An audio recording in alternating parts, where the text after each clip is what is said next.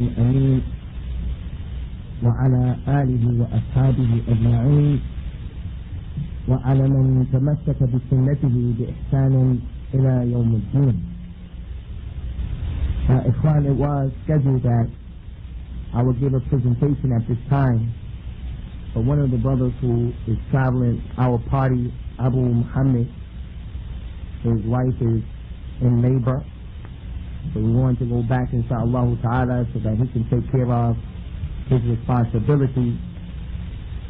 And it reminds me of what the Sheikh Abu Hassan Usamah al-Qusi Hafidhullah ta'ala had made a point concerning it, and I thought it was an excellent point, and it showed his deep understanding and fiqh of al-Islam.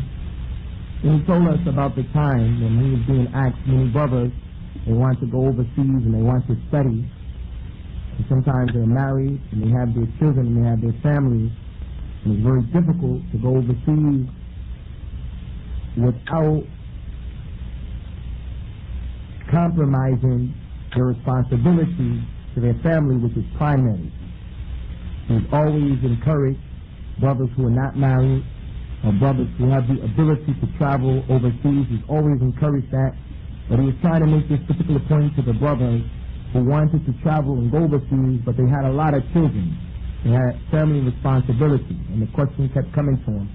Anyway, the Sheikh, he had narrated to us an incident in which the Prophet ﷺ had traveled, and in the caravan was Abdullah ibn Zubayr radiyallahu anhuma. And when they were returning to Medina, Abdullah ibn Zubayr's wife was pregnant. She wanted to have the baby before entering into Medina. So Abdullah ibn Zubayr wanted to remain with the Messenger of Allah sallallahu alayhi wa sallam so that he could keep traveling to see and learn what to do from the Sunnah. And he used to always love to be with him and in his presence. So when he asked the Rasul sallallahu alayhi wa sallam, can he go with him? He said, no, you stay with your family and you take care of your family while she's having the baby. So the Sheikh made mention of that issue. And I wanted to mention this here today because many brothers come and they have the desire to go to Medina, they have the desire to travel to other places, and our family responsibilities are going to be compromised. We want to remind the brothers of that issue. So this is one of the reasons why we're going back. So in my parting words and advice to you, I wanted to read and share with you one of the ayat of the Qur'an. Actually, I was going to talk about this earlier today, and I felt that it would be better to talk about the issue of rizq and being easy. And this is the story or the incident that happened in the Qur'an. It happened during the time of the Prophet sallallahu alaihi wasallam with our mother Aisha, and it's called the story of the great slander. We're not going to go deep into the story. It's only one aspect of this story that we want to deal with, one ayat that we want to deal with. It's in Surah An-Nur, Surah An-Nur, in ayat number 15. Now most everyone knows the story, Qissat al-Ifk, in which some of the munafiqeen, when they saw our mother Aisha radiyallahu anha enter into al-Medina with the companion of the Prophet sallallahu alaihi wasallam, Safwan ibn Mu'attal radiyallahu anhuma, the hypocrites started to insinuate and allude to the fact that something must have happened between them. Why are they coming in Medina by themselves after the Muslims have arrived? Here they come. Some of the Muslims heard this statement and they began to say it amongst themselves. So the slander began to spread. And it had such a tremendous impact on the community that it almost led to a civil war between the Muslims, between the Ansar. Because when the Prophet ﷺ asked the people about it, he was told by everyone, your wife is good and that man is good. He asked Ali, what do you think? Ali gave him his advice. Zayd, or Usamah ibn Zayd, what do you think? He gave him his advice. He asked Aisha's friend, Burayra, what do you think? He said, I don't know anything about your wife except good. So the Messenger of Allah ﷺ went to the masjid and he said, who will help me upon a man? Who will help me? Because the dawah needs help. These individuals to collectively be responsible. You can't just leave one person in charge of everyone or everything. who will help me in dealing with this issue? So one of the Ansar, he stood up and he said, Ya Rasulullah, I'll help you to deal with him, we'll kill him. The one who said it, because they knew that the one who started it from the Munafiqeen was from the other side of the Ansar. For some reason, another man from that tribe stood up and said, Wallahi, you're not going to touch him. We're going to stop you from doing anything. Then another man stood up on this side and said, Wallahi, you're a munafiq, and you're helping the munafiqeen. So they almost started to fight each other. So even though this was a problem with the Messenger of Allah sallallahu alaihi wasallam, he told the people, okay, forget about it. This is the fitna that the people said about my wife, and I want to deal with it, but a bigger fitna has occurred. Forget about it. So he left the issue. Anyway, the point, ikhwan, is it caused a lot of problems. Rasulullah's heart, sallallahu alaihi wasallam, was heavy. Aisha, Abu Bakr, Aisha's mother, all of the believers, just a big fitna because some munafiqeen said some words. So we want to share with you this ayat of the Qur'an and just explain it and remind you all of the importance of this, especially in light of the conditions that we're living here today. Allah Ta'ala said in Surah An-Nur, ayat number 15, and this is the only aspect that we want to deal with, إِذْ تَلَقَّوْنَهُ بِأَلْسِنَتِكُمْ وَتَقُولُونَ بِأَفْوَاهِكُمْ مَا لَيْسَ لَكُمْ بِهِ عِلْمٌ وَتَحْسَبُونَهُ هَيِّنًا وَهُوَ عِندَ اللَّهِ عَظِيمٌ. Allah Ta'ala said in this ayah, and remember when you took the story with your tongue, and you said with your mouth that which you should not have said, you had no knowledge of it, and you thought it was a small thing, you thought it was simple, but it was with Allah a tremendous issue. This is the ayah that we want to share with you. He said, Azza wa Jalla, and remember you took it with your tongue. إِذْ تَلَقَّوْنَهُ بِأَلْسِنَتِكُمْ. Remember you took the story with your tongue. When you said with your mouth that which you have no knowledge of. And you thought it was a small thing, but it was with Allah a tremendous thing. It was azim. One of the lata'if, or the beautiful explanations of this ayat of the Qur'an that we want to share with you here today as it relates to what we're doing and what's going on in this environment where people are talking about other people and we're getting involved in issues that we don't have the ability and the expertise to get involved with. And there's a bunch of qila wa qal, and people are being plucked off of the dawah of al-Islam, the dawah to Salafiyah, and people don't have all of the information. We're taking the statements of the ulama of al-Islam and we're hitting these statements one with the other. And we're doing al-wala wal-bara based upon this scholar and that scholar, based upon this group and that group.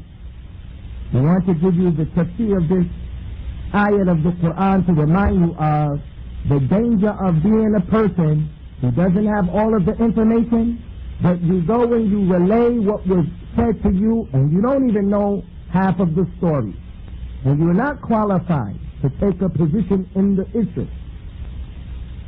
Some beautiful explanation of this ayat of the Qur'an is that Allah subhanahu wa ta'ala has used this way of speaking to the people by saying, and remember when you had embraced the statement about Aisha with your tongue. Normally when people hear information, something comes to you as it relates to me, intelligent people, the uqala, the people who have intellect, the people who have some being, they embrace and they take what's being said with their ears. They hear, so-and-so is this, so-and-so is that. They take it with their ears.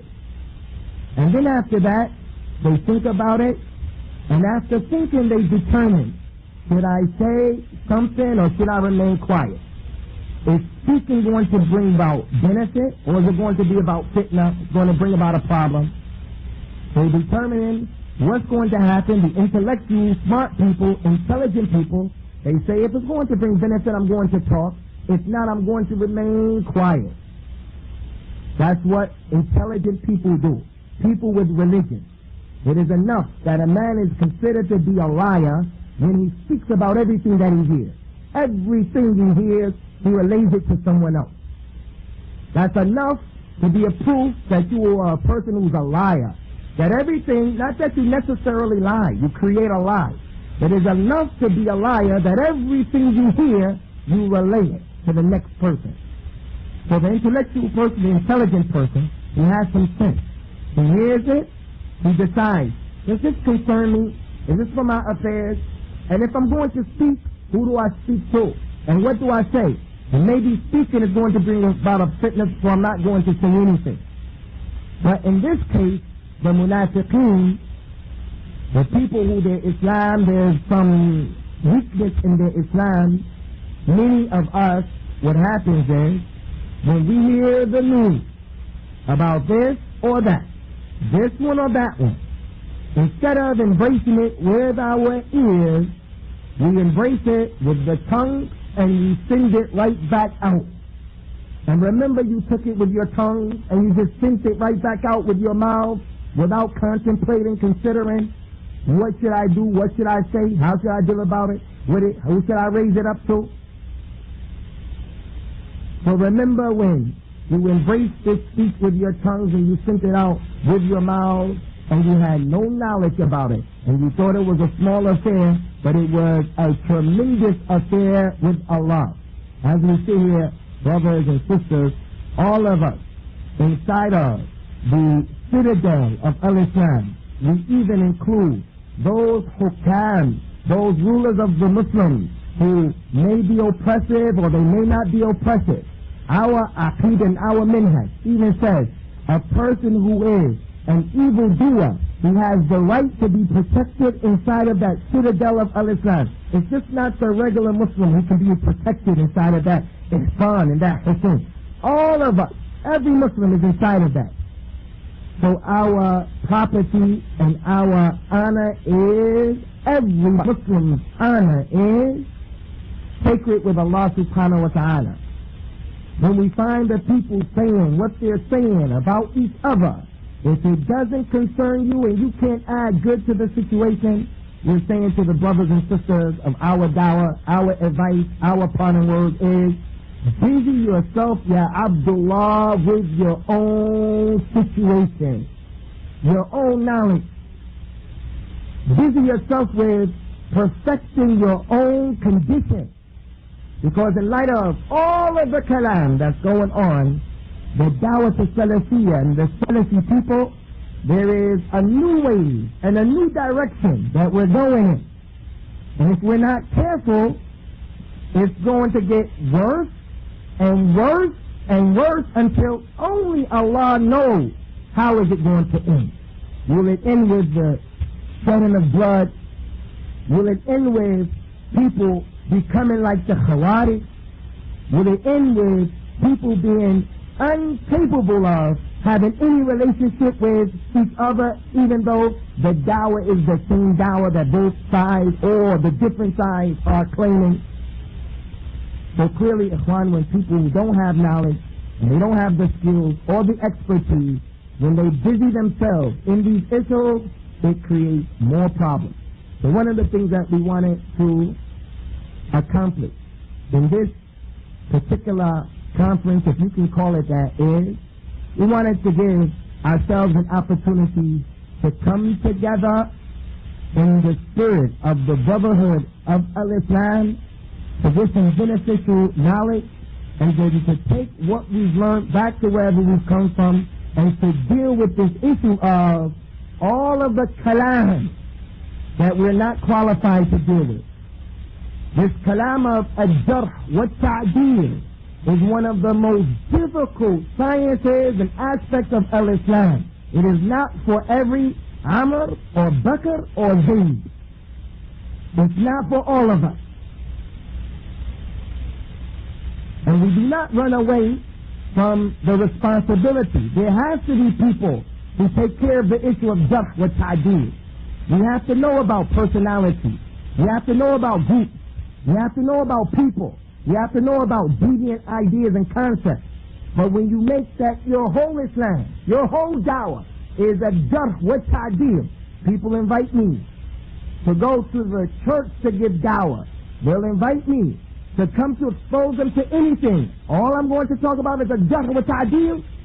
everything jarh wa ta'deel is not for everyone, and jarh wa ta'deel is not for every place or every time.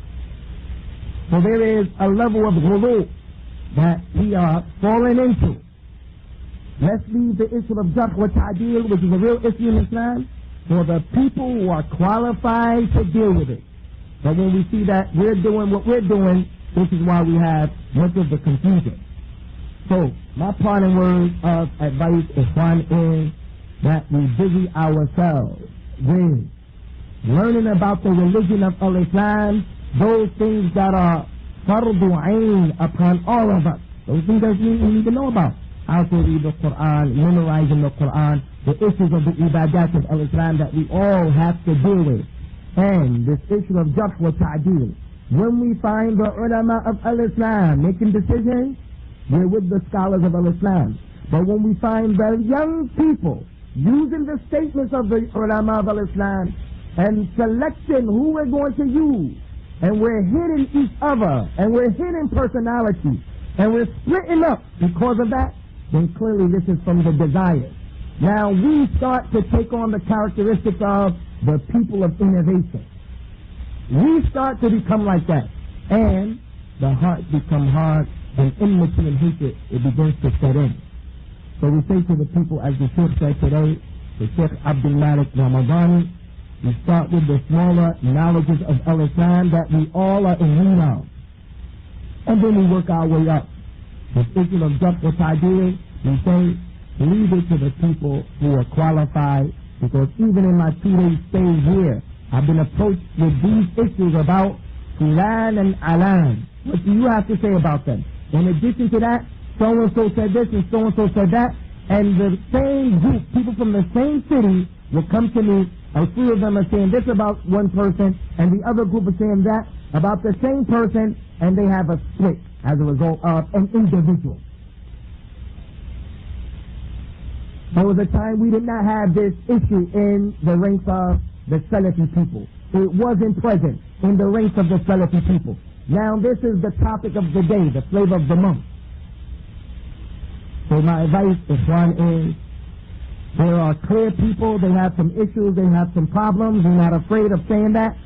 What the problem we're speaking to today is us making ourselves overly busy with this.